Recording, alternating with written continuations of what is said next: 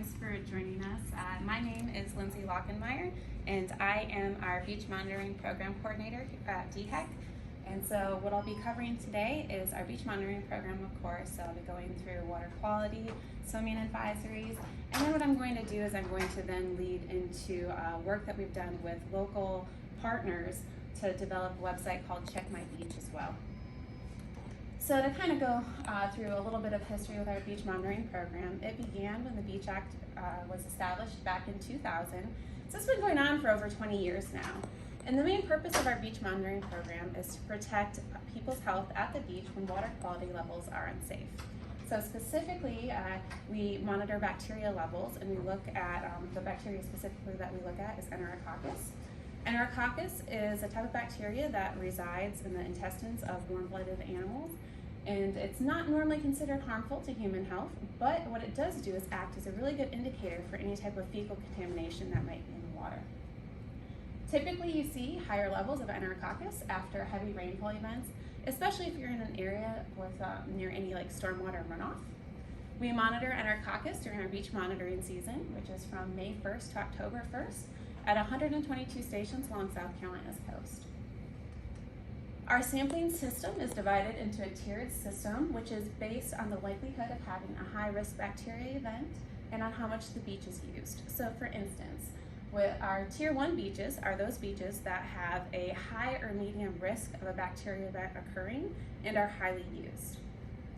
These Tier 1 beaches are sampled weekly during our beach monitoring season, and our Tier 2 beaches are those beaches that are a medium or low risk bacteria event occurring and a medium or low use. And these are sampled twice a month during our beach monitoring season. Also, just so you know, the city of Myrtle Beach and the city of North Myrtle Beach also conduct their own sampling at their respective sites weekly throughout the entire year, and they do share that data with us, so we're able to work together, and it's a great collaboration we have going on. The type of sample analysis that is used is EnterAlert media with a Quantitray. And so essentially what you do is after you collect that sample, you mix that EnterAlert media with it. Then you pour that sample into these trays right here. And then these trays are then incubated for 24 hours. After 24 hours, we'll pull them out and we run a black light through it, and we're able to compare the numbers to our matrices, and it gives us our data, which is reported as MPN, which is the most probable number of live bacteria in the sample. Based off of the data that we receive, we do issue swimming advisories whenever our test results exceed our water quality criteria, which is greater than 104 MPN per 100 milliliters. Now, it's really important for us to get this information out as quick as possible because there is that lag time between when we collected that sample and when we get those results because of that incubation period. It is important to note, though, that our beaches are not closed whenever we issue a swimming advisory. So, walking, wading along the beach, all of that's perfectly fine. But what we want to do is advise people that might have a compromised immune system or any open wounds or cuts not to go swimming at those locations during that time. And we also want people to be a little bit more mindful of where they are on the beach. So especially if you're near any stormwater drains or any swatches that could have a higher chance of bacteria occurring in those areas. We do issue two different types of advisories. We have our long-term advisory and our short-term advisory. Our long-term advisories are issued whenever we have more than 10% of our samples exceeding our water quality criteria of 104 over a 5-year period. We do update our long-term advisories each year. So at the beginning of each beach season, we go through the data and we'll update that again. Our short-term advisories are issued at those sites that do not have a long-term advisory already issued at it. And so we'll issue a short-term advisory whenever we have 2 consecutive samples that exceed 104, or we'll also issue it with the first sample if we know that there's a known discharge source nearby. We'll also issue a short-term advisory if we have a single sample that exceeds 500. Whenever we do issue a short-term advisory, we do consecutively monitor those sites until we get a sample back that is less than 104, and then we can lift that advisory. Most of these short-term advisories really only last a day or two on average. One of the ways that we notify you guys about any of these advisories is through signs on the beach. And so I've got a few examples here. So the 2 signs on the left are examples of long-term advisories, and these signs are posted year-round. The one on the right is an example of a short-term advisory. And again, these short-term advisories are put up once that advisory is issued, and we take these signs down once they're lifted. You can also find out the status of advisories online as well by going through DHEC's beach monitoring webpage. So at the very bottom, after our frequently asked questions, we have a table that will update with any temporary advisories that have been issued in the state. Then you can also go to the South Carolina Beach Access Guide through our beach monitoring page. If you haven't seen the Beach Access Guide, it's actually a really cool GIS interactive map. So it's got all of our sampling locations on the map, and so you can see it by some of these circles right here. And what it'll do is it'll show you the status of those sampling locations. So you can see, for instance, we've got one in this example that was a temporary swimming advisory, and then you've got several that have no active swimming advisory, and one down here near Swash that is a long-term advisory. The other thing that's really nice about this is you can actually click on our sampling locations, and what it will do is you can look at, it'll share the last date that was the sample was collected from, and then also it'll tell you what the average exceedance is at each of these sites. So they'll tell you if the average exceedance is less than 10% of the time, or let's say if the average exceedance was like 15 to 20% of the time. One of the things that we definitely have realized over the years, though, is we want to try to find a way to improve this communication to people so they learn more about our program and learn more about water quality. So what this actually ended up doing is this caused us to reach out to local municipalities and to county governments and to local partners to try to see if we can find a more modernized system that we can try to educate people more about water quality and beach safety.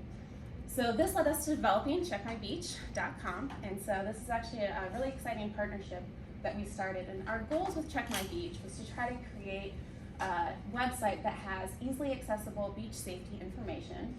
We wanted to make sure that it linked to DHEC's beach monitoring page so that they could check swimming advisories on their own. And we also wanted to make sure that this information targeted people at the beach, because of course, whenever we issue these advisories, we want to make sure that that information reaches those people at the beach as quick as possible. And so one of those ways that we wanted to try to target people at the beach was to try to post signs promoting Check My Beach. We also wanted to make sure that it had a QR code, so this way people not only could remember Check My Beach, but they could just scan the QR code on their phone. It would take them directly there instead of having to type it into their phones. We did want to make sure, though, that people would actually utilize this. So what we did in 2019 was a pilot study in the Myrtle Beach area.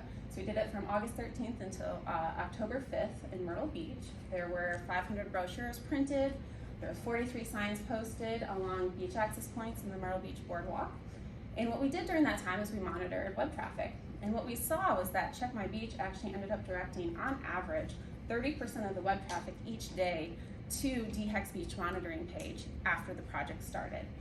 We were actually thrilled with these results because this was, again, such a small area to direct that much of our web traffic to our beach monitoring page was really promising. So we really wanted to move forward with developing Check My Beach even further as a more modernized communication education program for people. So we worked with our partners to try to see if there's other ways that we could develop Check My Beach. So, you know, we thought, why not limit it just to water quality information? Let's do beach safety as a whole, because again, we want to try to protect people as much as we possibly can. So of course, we've got information about swimming advisories, water quality, links to DHEC's beach monitoring page to try to encourage people to make that, to look up the status of advisories on their own. We also wanted to include information on rip currents. This way people could identify rip currents and make that decision on whether it was safe to enter the water that way. Also, we have information on South Carolina's flag safety system too. So by putting all of this together, we really feel like we're putting that education tool in people's hands where they can make that decision on whether it's truly safe to enter the water that day. We also wanted to make it very user-friendly, and so we have links to local area beach pages. So if you were to click on any of our partners' logos, it will take you directly to their beach pages, so you can look up like their beach rules and regulations. This also is great because instead of people having to search and look up any of this information, this is all included in one area. We also have additional information such as weathers, tides, surf reports, beach camera too. So this is really a great tool for people to use when they're going to the beach. So what we did to make sure that people knew that Check My Beach was a tool, a resource that they could use, is we did as much work as we could to try to promote Check My Beach in 2020. So we did a March roadshow. I was able to present about Check My Beach a couple of different times in person before the pandemic truly hit, but then we also did a virtual where I recorded it, and we did post it online so people could learn about it. Our partners did a fantastic job, and they're able to post 450 signs along the beach and beach access points in the Grand Strand area. Also, us and our partners tried to promote Check My Beach as much as we could through websites and social media as well. And then also what we tried to do was we created a hotel one-page flyer that hotels in the Grand Strand area could post about Check My Beach, because not only do we want South Carolina's residents to know about this, but we wanted to make sure that South Carolina's visitors as well knew. So this way these could be posted at the front desk, and if anyone had any questions about water quality, they could direct them to go to Check My Beach. So now we're kind of jumping forward a little bit, because I gave you a little bit of that background about Check My Beach, and I kind of want to go over some of the web traffic data from this past beach season. So we've had almost 21,000 unique visitors, which we've been really excited about, and that's very comparable to our 2021 data. What we also saw was 88% were mobile users.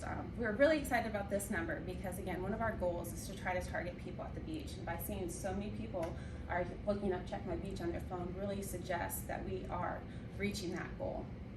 We also saw that 36% of users directly went to Check My Beach as well. Also, when I looked at the specific numbers, we had, over the course of the beach season, 134 average daily views, and we saw from the busy seasons from June through August that it was about an average of 163 visits daily for that time. We also looked at how many people proceeded on to the beach monitoring webpage from Check My Beach, and we saw that 48% of people continued on. We are also excited about this number because Check My Beach has a lot of resources for people to look, but the fact that we're seeing that continue on to DHEC's beach monitoring page was really exciting because, again, we want to try to encourage people to look up the status of advisories on their own, and this really suggested to us that people are truly using it as the resource in the way that we were intending people to use it.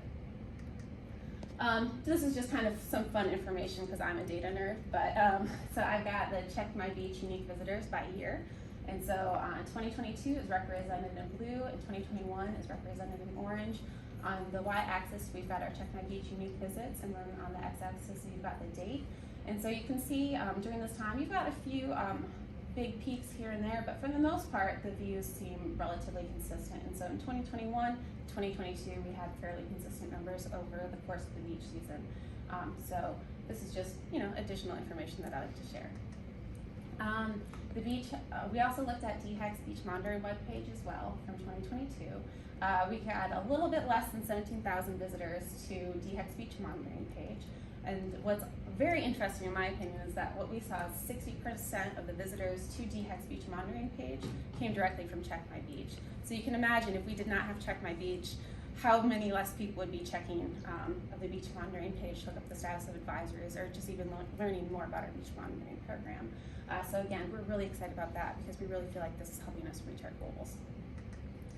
Also, just kind of some additional data to share with you as well. If you compare the DHEC beach monitoring page visits versus the Check My Beach page visits as well, you see a very consistent trend between the two. So again, on the y-axis, we have our page visits. The x-axis is our date, and DHEC's page is represented in blue, and the Check My Beach is in orange.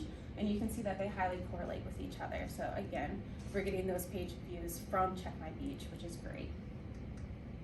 And so conclusions, kind of future plans with Check My Beach is right now we feel like we're successfully achieving our program goals. So if you remember, we wanted to make sure that we had that safety information accessible to everybody. We've put all of that information on the website.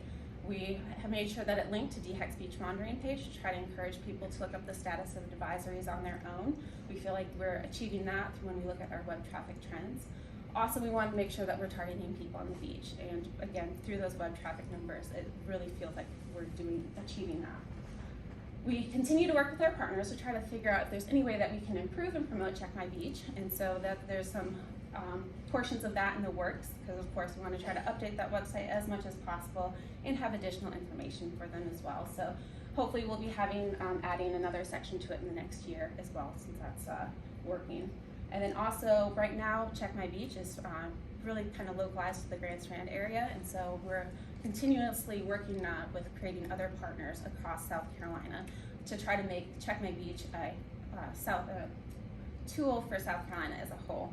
And so we think this would be a great resource for everybody in the state to be able to use, because again, we want everyone to be able to be safe at the beach. We want to make sure that everybody knows about our beach monitoring program and that they have these resources to be able to check. And lastly, of course, we'd like to thank all of our partners. One specifically, our website is being maintained by the Center of Oceans and Human Health and Climate Change, Socorro, and the USC School of Public Health. And so it's been great having their expertise with trying to really help develop the website and reach out to people. Also, we'd love to thank all of our local partners. Obviously, Check My Beach would not be possible without them. And so we're very thankful that they've all bought in with us and tried to make this as great as possible. So again, this has not been a small effort. It's been a lot of people, so this has been awesome. And then lastly, this is my contact information.